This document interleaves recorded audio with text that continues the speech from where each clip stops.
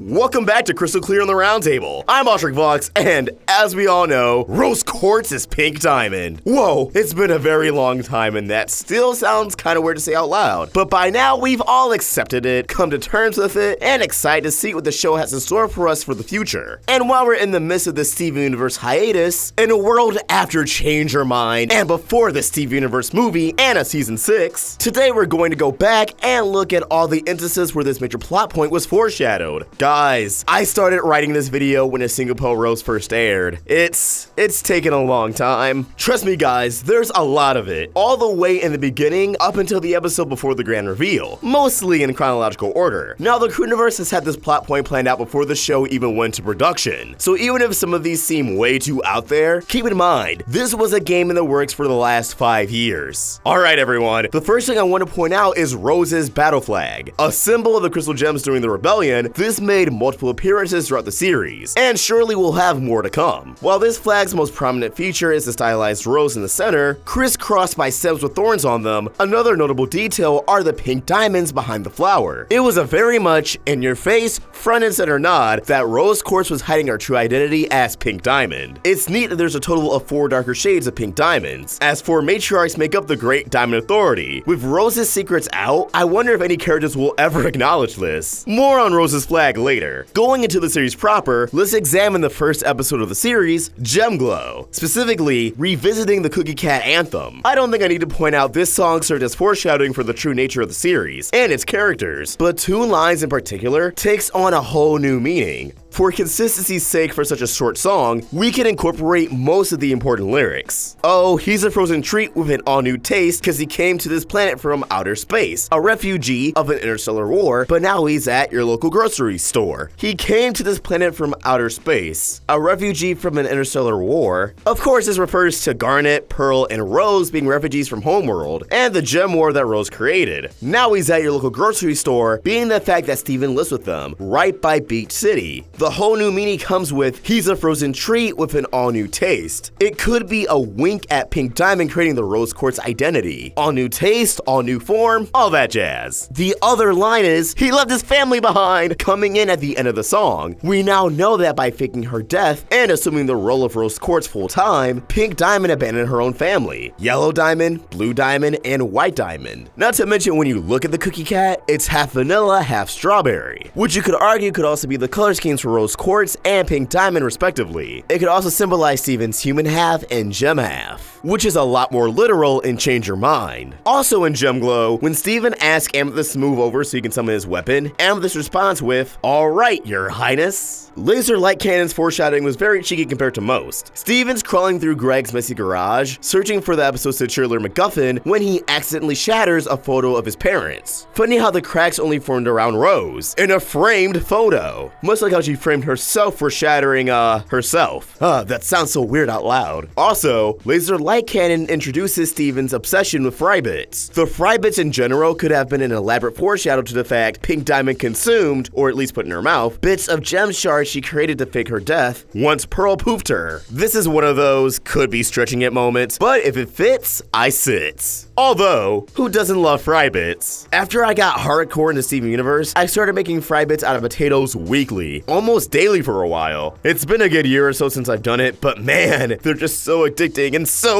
good. Frybo sees the debut of the character Petey, the townie and friend of Steven, who's probably closest to his age, until Connie appears. Now, for the longest time, Petey has always been memed on, as his name is literally the initials for Pink Diamond, and it felt like there was some illusion present. Little did we know it was right there in his first episode. Petey laments to Steven that he wanted to be a part of the Fryman family business, but once he finally got in, it wasn't what he expected it to be. He was just stuck in a sweaty costume while they as their mascot, wishing he could go back to just lollygagging around at Funland. Seasons later in the episode Letters to Lars, we see Petey open up his own tater tot stand, Hot to Tot, although Steven still orders the same old, the bits. So all of this is a pretty good parallel to Pink Diamond. Pink Diamond wanted to feel more part of the Diamond Authority. their own family business, desiring a colony. Yet, once she finally got her own colony, it wasn't quite the bee's knees and she actually admired the earth. Much like how Petey preferred living it up in Funland, Pink Diamond wanted to abandon her duties and her abusive family to live among mankind, to become a free spirit. Petey feeling trapped as a mascot could correlate to Blue Diamond's advice in Can't Go Back stream flashback. She remarks to Pink, "Everyone on this planet is looking to you. You don't even have to do anything. Just smile and wave." Typically with a mascot, they are the face of a company or brand. And yeah, all they have to do is smile, wave, and keep the masses pleased by basically doing nothing. Pink Diamond ultimately created the Crystal Gem Rebellion as Rose Quartz, breaking away from the Diamond Authority, but much like how Petey's Tater Tot stand is still a potato-based food product, like his family's business, the Crystal Gem Rebellion was still led by a diamond, ultimately leaving it susceptible to be interpreted as a wolf in sheep's clothing of sorts, even if her intentions were good. Guys, this is such a deep parallel, and I can't believe it was planted 5 episodes into the series. Tiger Millionaire also had a sprinkle of foreshadowing and parallels. Pearl chastising Amethyst for acting childish and having her outburst, Garnet telling Amethyst that she's a crystal gem and she needs to start acting like one. It goes without saying this very much mirrors the relationship between the diamonds. Amethyst acting as Pink here. Pearl even believes her and Garnet's words got through to Amethyst, much like how Blue Diamond probably assumed her talk with Pink helped her out in the long run. I mean, it kinda did. The biggest takeaway, however, is Tiger Millionaire and Purple Puma's respective backstories. For Tiger Millionaire, a rich feline industrialist from Jungle Island, once a single child of the wealthy tiger family, he clawed out his own destiny making money in the coconut mines.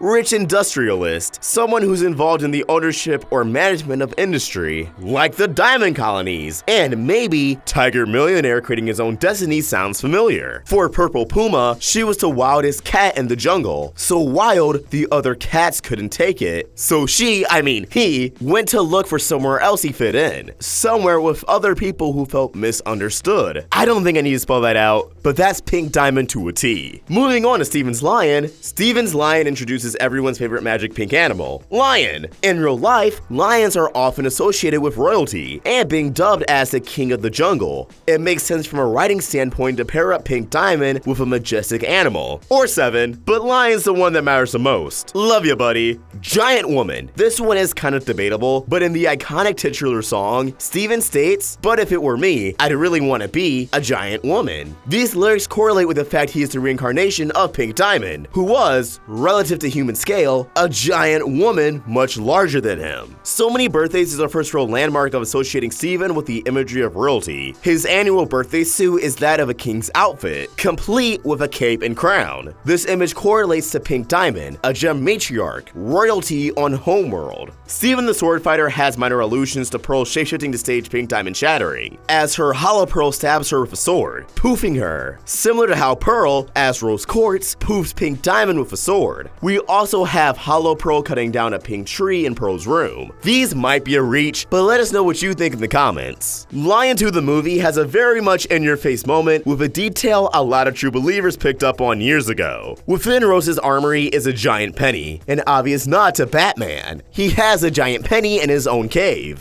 Okay, we get that. But the connection is much like how Batman has his double life as Bruce Wayne, Rose Quartz has a double life as Pink Diamond, and Pearl is her Alfred. Looking back, yeah, I don't see why I thought it was nothing more than a Batman reference with nothing deeper underneath. But hey, over on the Roundtable Teespring store, we have a Bat Quartz design. If you want to pick it up and support the artist who made it, link to that will be in the description. She was Batman the entire time. Mirror Gem. This is actually a big one. When Pearl removes the mirror containing Lapis' gem, she remarks it can capture and display any event it's witnessed in all of gem history, and that it'll offer Steven everything he's ever wanted to know about gems and their culture. But as the mirror doesn't work, Steven just sees his reflection, to which he says, "I must be incredibly important to gem culture." And he was right, as by all technicalities, he is Pink Diamond. Space Trace also has hidden insight details. When Pearl puts on her spacesuit, you can spot Pink Diamond's insignia smack dab in the middle, alluding to her time serving her, or at the very least, under her court. Yet, her reaction towards being in space, wanting to show Steven Homeworld, it feels as if she briefly longed for their old lives. After all, during the Diamond Days arc, Pearl did not seem to mind at all being on Homeworld. She was actually very excited to help plan the Era 3 ball. Keep Beat City weird. Big clue here. We open with a game of Steven tag. Garnet and Amethyst shapeshifted as a lovable goofball baseball and offers Pearl to get in on the fun, yet she's very reluctant and uncomfortable by the gesture. It's very apparent she's not fond of shapeshifting, planting the seeds very early for her role in staging Pink's demise. Also, by the end of the episode, Ronaldo discovers a diamond on a dollar bill, which ended up being the same shape as Pink Diamond's gemstone, establishing her firmer hold over the planet as a colony. In the roller coaster of an episode that is Garnet's universe, Ringo has a gem that looks a completely different shape when rotated and placed within Ringo's crown, just like how Pink Diamond rotated her gemstone whenever in the form of rose quartz, deceiving the masses. Watermelon Steven gives us another dose of depicting Steven as royalty. Greg creates a crown out of a watermelon, placing it on his son. And not to mention, Steven commands an entire army of sentient fruit. It's like he was running his own little court. Ah, the family business. On the Run finds Pearl consoling Amethyst after their scuffle, stating, "None of this is your fault. You didn't build this place. I hope you can forgive me. You're the one good thing that came out of this mess." Pearl's guilt, her words, her shame of the kindergarten is due to her and Pink Diamond being responsible for its existence in the first place. They were the ones who called all the shots. They were the ones who were killing life and leaving nothing behind. Definitely one of those layers upon layers, more powerful when watching the show moments that showcases just how complex Pearl is. Rose's scabbard is another heavy one, with Pearl's words and actions. When everyone connects the dots that lion belonged to Rose, Pearl snaps. She felt that if Rose had a lion, she would have known about it. Now that we know Pearl served Pink Diamond, that they spent all their time together, and was a part of Pink Diamond's biggest secret, of course she's going to be hurt and feel betrayed. Pearl hitting the wall and Rose's frame falling down could also be an allusion to the image of Rose Quartz beginning to shatter. That Pearl knowing more than she leads on could have, and does have, greater implications. Later on in the Strawberry Battlefield, Pearl can be seen covering her mouth. It's unknown if this was her just stuck in her own head, coping, or her retaining Pink Diamond's secret from Steven, something we see enacted far down the road. I don't believe it was Pearl's seal kicking in at the time, but it can retroactively be viewed as such. As Pearl relives a conversation she had with Rose Quartz, likely the eve of staging Pink's demise, Rose informs Pearl, "If we win, we can never go home," implying Rose and Pearl are from Homeworld, despite later claims of Rose emerging on Earth. There's also the pretty big factor that Rose refers to Pearl as "my Pearl." Pearl is quite literally her Pearl. The only other pearls we ever see in the series belong to diamonds. They were slapping us in the face, people. Nearing the end of season 1, we have the return. As Greg and Steven flee Beach City, Greg tells Steven that Rose gave everything up just to stop what they started here and drive the invading gems off of Earth. Rose gave up everything, including her status as a diamond, her old life as royalty, commanding a court, and having her own colony. Woo!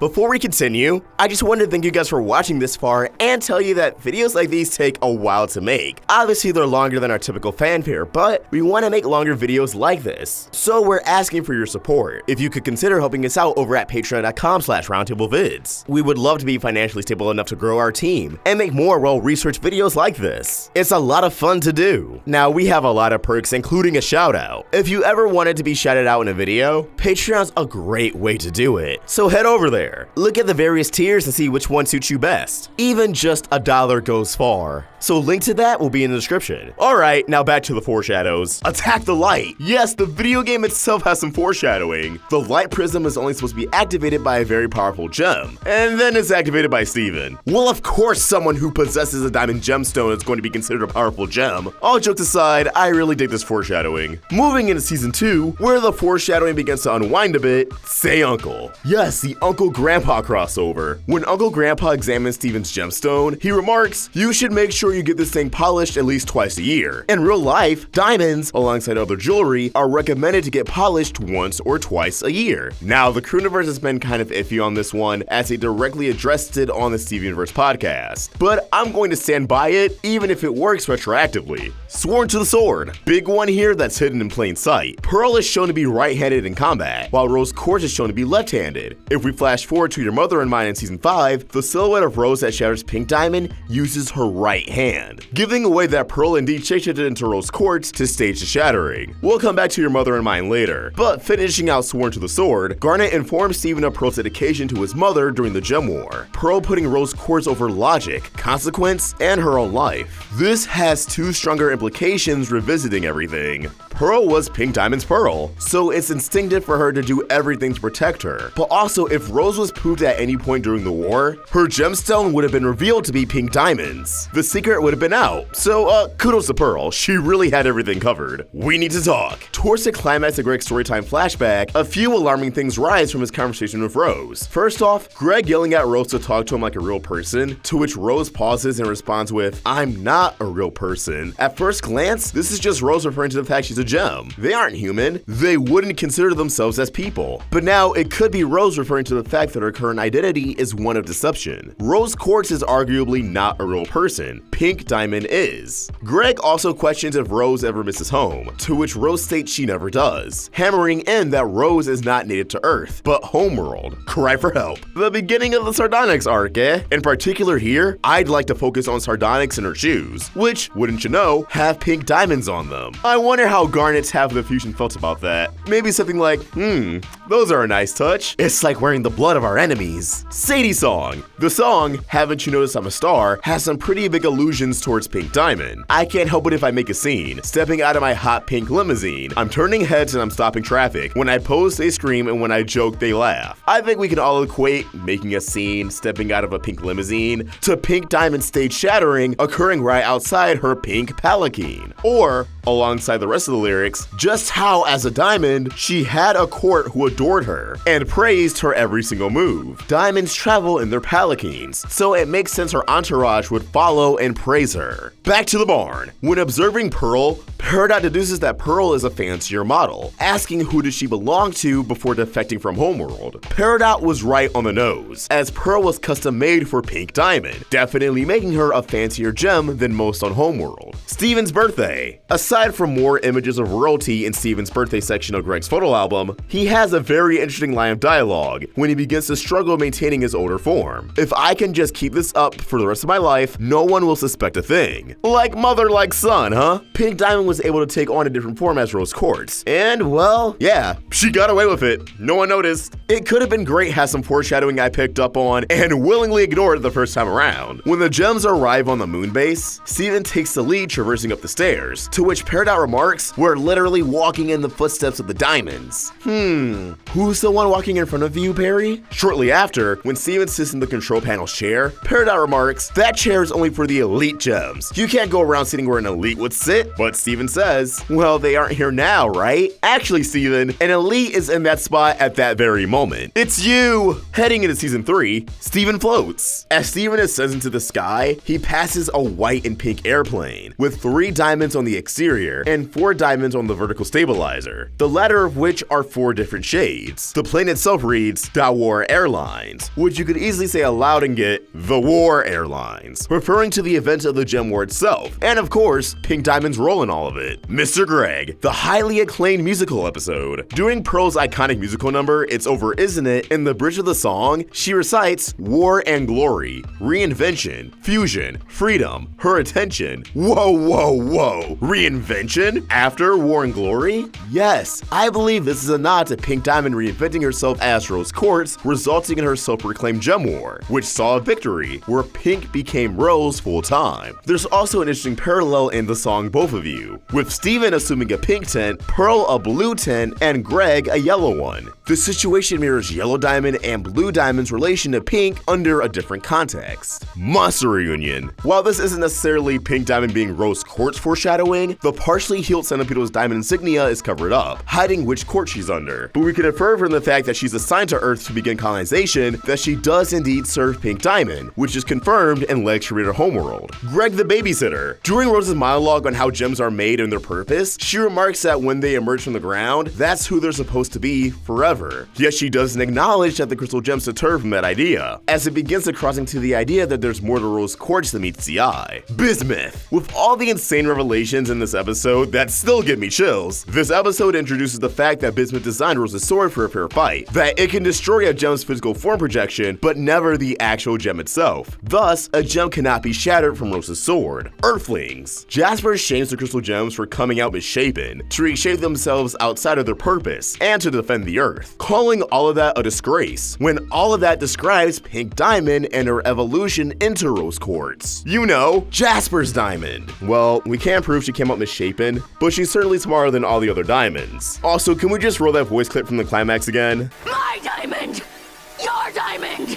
Pink diamond! God, I love that sample. Back to the moon. When Eyeball lets the cat out of the bag, that rose quartz shattered pink diamond, Steven looks to Garnet and Pearl. The latter turns away and has her mouth covered, alluding to the sealed pink diamond put on Pearl to prevent the truth from surfacing. Bubbled. This is one of the more sillier foreshadows, but when Steven claims he's rose quartz to Eyeball, showing off his gemstone, Eyeball remarks, "That's more of a pinkish red than a real rose quartz reddish pink. This ruby knows her stuff." Again, it's goofy, but I love it. On to season 4. I briefly want to touch on Buddy's book. Again, Rose's 7 Lions. They're associated with the image of royalty, and their location out in the desert alludes to another thing we see soon in the season. Onion Gang has a pretty fun one. Garbanzo, who's wearing pink, fakes his death, though Steven is very much convinced. Why'd you nudge me and wink like this was all a big joke? You could also make a case for Steven and Onion's friends wearing a trench coat to masquerade as a grown-up, correlating the pink diamond assuming the identity of Rose Quartz, to declare herself mature and liberated from Homeworld. 3 Gems and a Baby has some great imagery in the beginning of the episode. Steven, wearing a pink onesie, has his gem unbuttoned so it can breathe, making the shape of a diamond around Steven's gemstone, which of course is exact to Pink Diamond's own design. Not to mention, if Pearl did remove Steven's gemstone, the secret would have been out right then, right there. Steven's dream has a very great parallel in the form of Blue Diamond and Greg's conversation about missing someone who's no longer around, and how to move on from that. They're referring to the same person, who's both caused them similar grief in their absence. Steven's connection with Blue Diamond in general is also, of course, an extension of his mother being Pink Diamond. Adventures in Light Distortion features Pearl almost remarking that she served Pink Diamond before pausing, and in that moment, you can actually hear a faint cue from the General Diamond Authority theme.